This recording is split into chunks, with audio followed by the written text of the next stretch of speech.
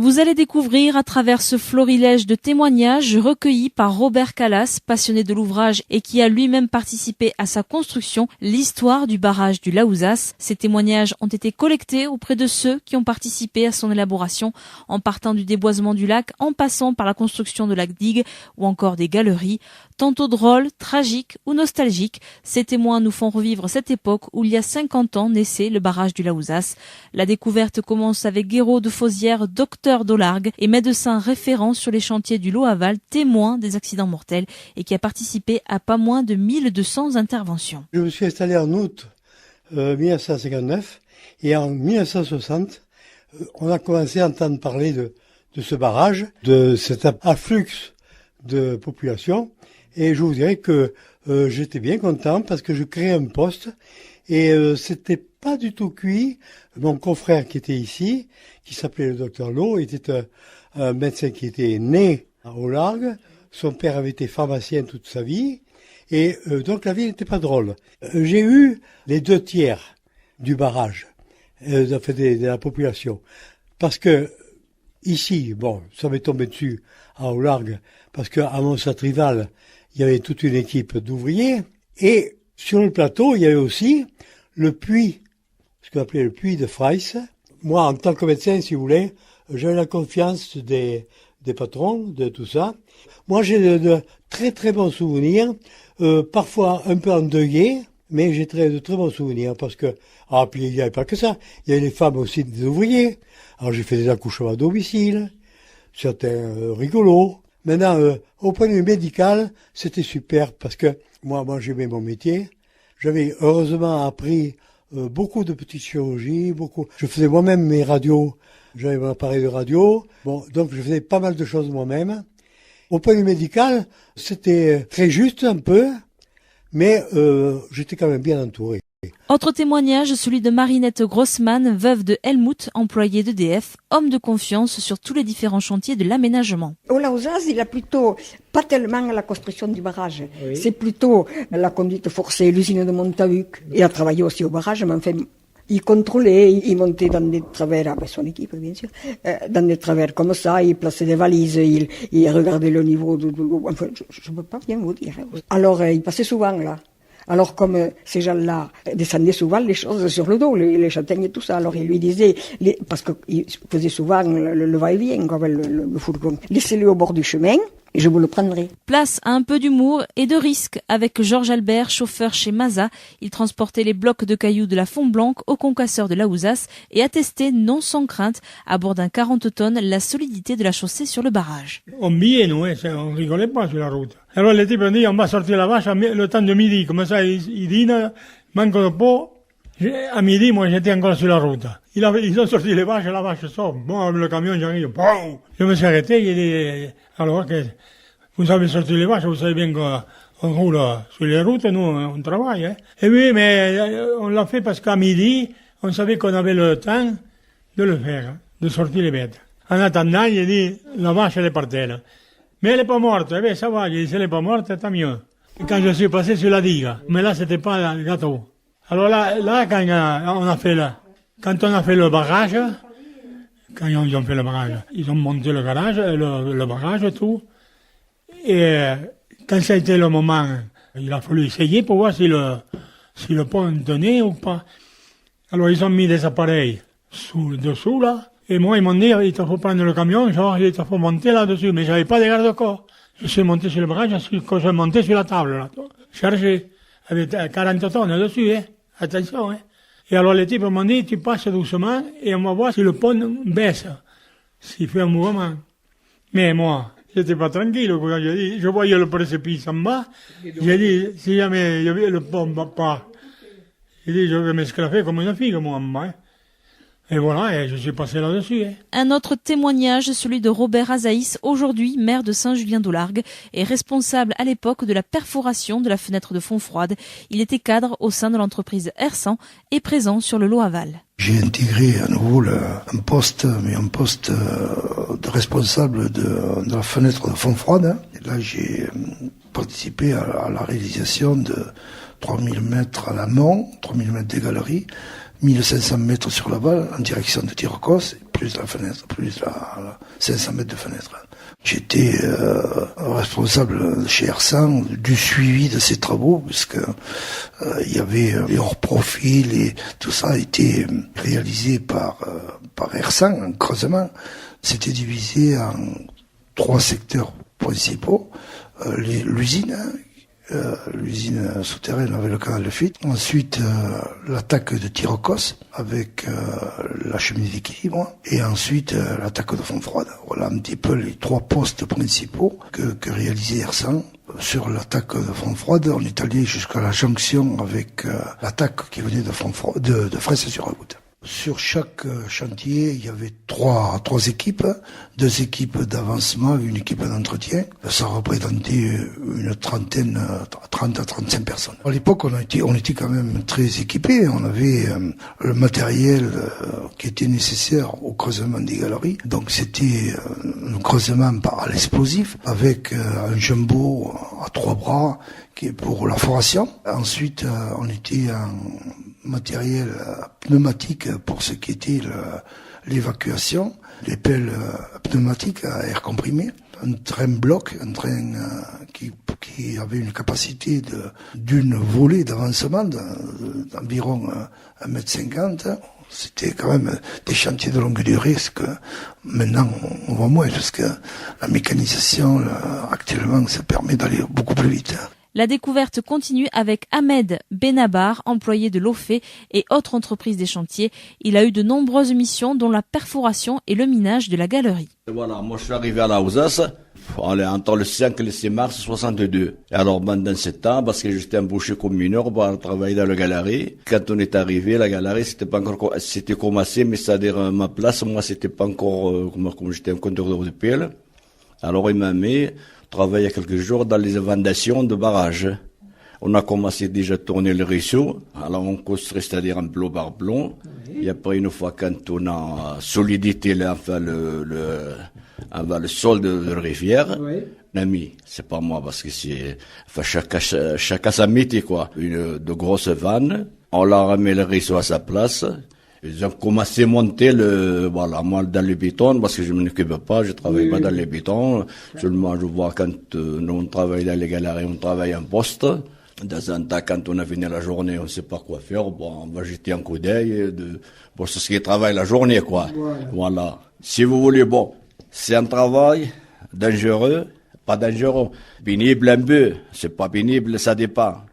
Et voyez, pourtant, je me porte bien. Pourtant, seulement, ces clients, c'est plus intéressant. On a une bonne paye. C'est pas comme aujourd'hui. On fait les heures supplémentaires. Si on travaille le samedi, c'est des 25%. Non, 50%. Si on travaille le dimanche, c'est 100%. Et l'argent dans l'enveloppe, hein. Jacques Farinck, quant à lui, a été pendant un temps photographe indépendant de Saint-Pons, requis par EDF pour photographier tous les lieux, maisons, sources, puis ruisseaux, dans l'emprise des 15 km de la future galerie. J'ai fait un travail tout à fait spécial que j'avais jamais fait, et je savais pas que ça se faisait. Avant de faire le barrage, l'EDF a pris la carte, a tracé une ligne à la verticale d'où passe la canalisation. Et donc, ils avaient eu des problèmes dans d'autres barrages avant de faire celui-là. Les gens se plaignaient que quand on faisait les fourrages, ça faisait des vibrations, ça fendait les maisons, ça les fendait ou ça les fendait pas, mais enfin. Alors, cette fois-là, l'EDF a pris des précautions, c'est-à-dire qu'ils m'ont convoqué. Il y avait un gars de l'EDF, un gars de la Salvetat qui parlait patois ou occitan, parce que beaucoup de gens dans les fermes parlaient pas encore bien le français, et donc, un huissier et moi. Alors on se présentait à la verticale de 500 mètres de chaque côté de cette ligne, tout ce qui était les fermes, on s'approchait des maisons, les fermes et les sources, on mesurait le débit des sources. Alors mesurer le débit des sources, ça consistait, il y avait ce technicien de la Salvetat qui, avec un seau et un chronomètre, on mesurait le débit des sources de la source par rapport le jour où on faisait la prise de son, le constat. L'huissier faisait le tour de la maison, intérieure et extérieure, et dès qu'il décelait la moindre fissure, la moindre fente, donc il me la faisait photographier, et ça partait en dossier, pour que on ne puisse pas, après coup, enfin c'est l'EDF qui prenait ses précautions, Parce qu'ils travaillaient, quand ils ont fait ce tunnel, ils travaillaient avec un appareil qu'ils appelaient un jumbo, c'est-à-dire c'était ce n'était pas comme maintenant les tunneliers. C'était des marteaux-piqueurs qui étaient en étoile devant un petit wagonnet, et ils faisaient, quand ils faisaient une dizaine de perforations, ils mettaient des charges, et quand ça pétait, ça se sentait même au-dessus, quoi. Et alors c'est pour éviter ça qu'ils nous avaient fait faire ça. Donc on a fait 15 km de chaque côté, de 500 mètres de chaque côté de la ligne, on a fait ça. Moi, je faisais les photos, c'était mon seul travail, quoi. Et alors c'était amusant parce que les gens, ils auraient pu nous mettre dehors, mais ils s'imaginaient qu'on allait les exproprier. Alors ils nous laissaient rentrer dans toutes les pièces. Moi, je faisais c'est pas moi qui décidais, hein. Ils se rendaient pas compte, ces pauvres gens, que c'était contre eux qu'on faisait ça. François Froment-Laconnet était lui employé de la LTS, entreprise chargée des sondages et injections, tant au niveau du barrage que de la galerie amont. Quand je suis venu en fin 62, disons début de l'automne, oui, automne, ça devait être quelque chose comme octobre, novembre, quelque chose comme ça. Et là, j'étais embauché sur la région de Toulouse, là, parce qu'il y avait le siège là autrefois. Et ils m'ont muté là pendant une année avec l'entreprise de la Souterraine. Et là, on a effectué des forages et puis des injections. Moi, j'étais en maintenance, parce qu'on avait des machines disons hydraulique, oui, pneumatique, tout ce qui est thématique, et après diesel dessus, parce que c'était souvent les appareils qu'on avait sur place. Hein. Le diesel, c'était pour les forages, hein, parce que c'est le principe, si on veut, en petite portion, je veux dire, ce qu'on voit, disons, dans les sites de forage, quand ils font les forages pour le pétrole. Nous, c'était en dessous, mais le principe était le même, hein, de forage. Hein. En partant d'ici, disons, à l'entrée du barrage, sur la gauche, là, il y a des escaliers, là. On avait les ateliers au-dessus, là. Oui, là, on avait tous les dépôts, et puis après, les machines, elles étaient en amont et en aval, hein. Voilà. On en avait pas mal, hein. Il y avait les gars qui sondaient, c'était les sondeurs qu'on appelait à l'époque. Bon, ensuite, il y avait les forages, disons, avant que la construction du bâtiment, quand je suis venu, oui, il y avait une partie qui était faite sur la partie de droite, oui, du barrage. Autre témoignage, celui de Jean Guiraud, qui élaborait le béton pour la construction du barrage et employé de l'OFE. J'ai participé à la construction de la centrale à béton avec le technicien de la boîte Escoffier, et on y a travaillé pendant 3 mois, je crois, à construire un énorme pylône qui comportait les bétonnières, les trémies pour les agrégats au-dessus, tapis roulants, etc. Et ensuite, on a commencé à couler le béton. Je me souviens très bien de la première coulée de béton. On l'a jetée dans le ravin parce qu'elle n'était pas bonne. 3 ou 4 à la file n'étaient pas bonnes. On les a toutes jetées dans le talus. J'ai arrivé à mettre au point tous les dosages d'eau, de ciment. Dans la composition de béton, il y avait déjà 6 éléments de sable et de galets, de gravier, 5 qui étaient déjà inclus dans la trémie. Il y avait 5 compartiments qui allaient du plus gros qui faisait 5 cm de diamètre en gros, au plus petit qui était du sable de concassage, auquel on a ajouté manuellement sur le tapis roulant du sable très fin qui venait de la carrière de Carlincas. Ils se sont rendus compte à l'usage qu'il manquait de matière fine dans le béton et on a ajouté à la pelle sur le tapis roulant ce sable fin de Carlincas. Je pense qu'on a commencé par là où le blondin était le plus efficace, le plus facile à piloter.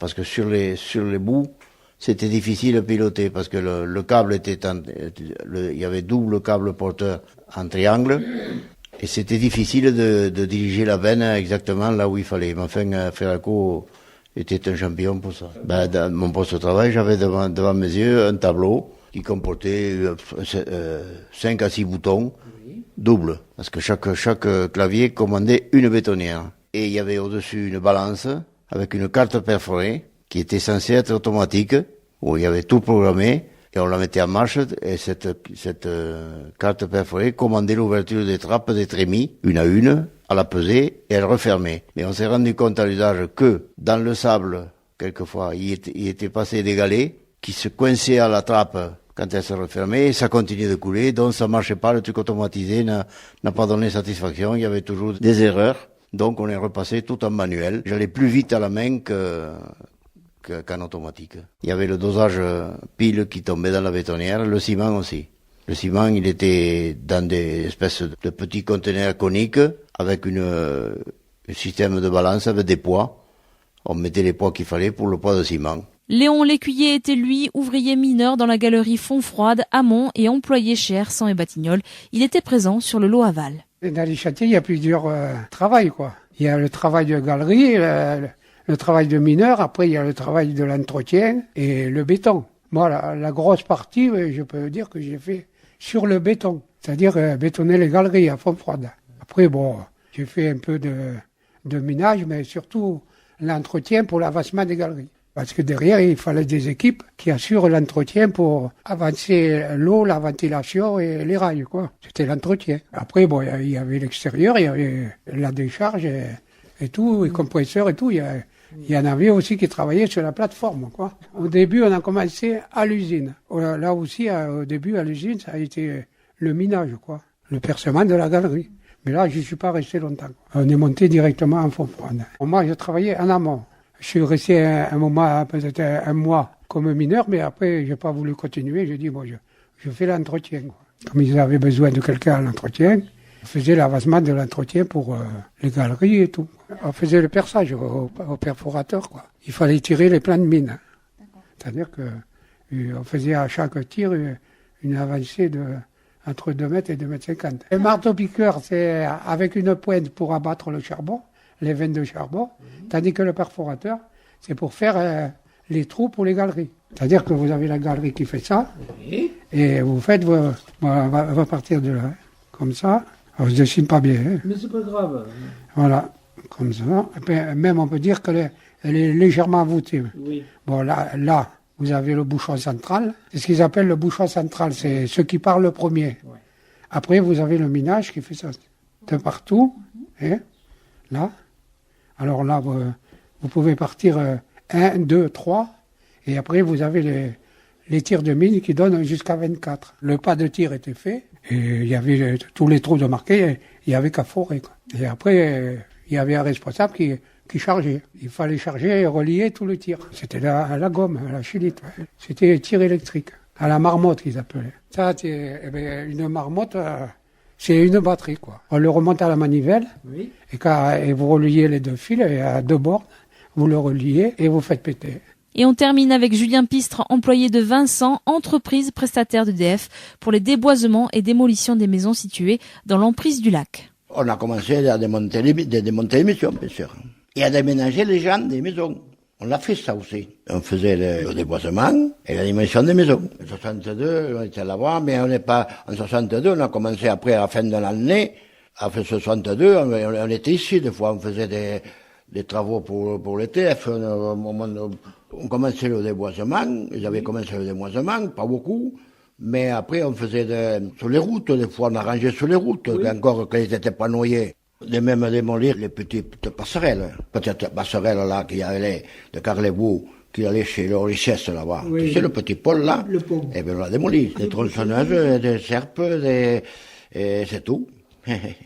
Des fourches, pour mettre les branches sur le feu. Et ça durait longtemps, le déboisement. Ça durait 6 mois, le déboisement. On faisait des trous dans les murailles, oui. Des trous comme ça. On y mettait la cartouche, on y mettait le et après, le boucher avait la terre molle, tu sais, avait comme bon, le boucher très bien, on faisait un fil, et c'est tombé sur la route, là-bas, et quand on allumait ça se dépendait partout. Tout tombait un peu. Il y avait tout tombé. Mais avant de tomber ça, il y avait des fois, que dans les toits ou des trucs comme ça, qu'il y avait des poutres qui étaient bonnes, ou pas de regarder les ardoises, non. On récupérait quand même ce qui était un peu bon. 50 ans après, le barrage du Laouzas reste une œuvre technique exceptionnelle. Chaque année, des passionnés de cet ouvrage le visitent, suivent son parcours pour se remémorer son histoire. Une histoire commencée il y a 50 ans et qui a permis, entre autres, pour ce territoire des Monts de la Cône de connaître un essor touristique, économique et culturel. Plus qu'une prouesse technique, c'est avant tout une histoire d'homme, une histoire qui traversera le temps et les générations.